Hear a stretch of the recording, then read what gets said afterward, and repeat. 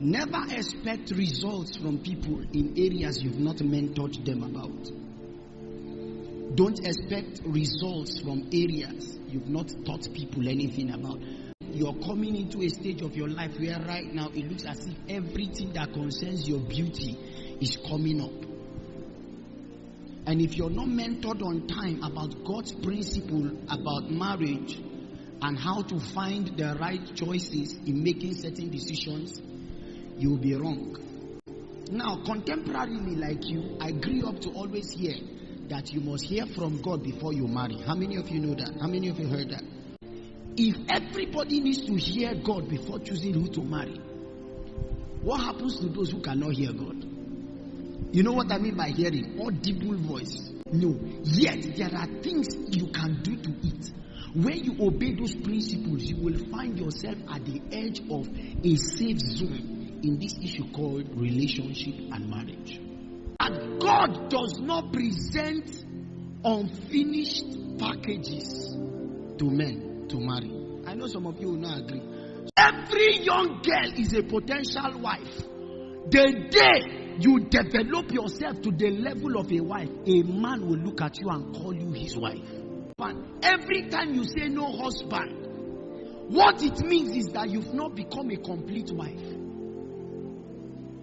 The day you become a complete wife to the standard of vision God has given to a man, something in him will bear witness with what God has put in you. What is marriage? Write it down. Marriage is the coming together, the union. Number 3, the bonding between a man, please note the word man, and a woman to become husband and wife. There are 4 kingdom facts about marriage I wrote here. Number 1, God was the one that introduced marriage. Write it down. Marriage was not man's idea. Adam was alone. Read where he read. He was naming everything until it came to the woman. Everything he named, he never called any of them the bone of my bone until the woman showed up. So it was what? Now watch. There may be 3 sisters standing before me. I can call all of them so and so until I call one the bone of my bone and flesh of my flesh is not yet my wife. It is what you call the thing, it becomes to you. What Adam called the lion, it became to him. What Adam called the bear, it became to him. If Adam had called the goat bone of my bone, the goat will have become his wife.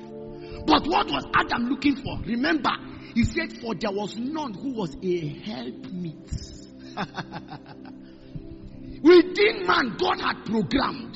The day you see somebody that can help you fulfill the vision I have given you, that day you found your wife. Because the earlier you discover the mystery of what marriage does to people, the earlier you begin to enjoy the favor it comes with.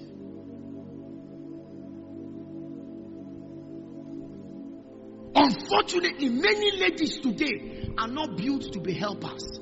Many ladies today are built to be sappers.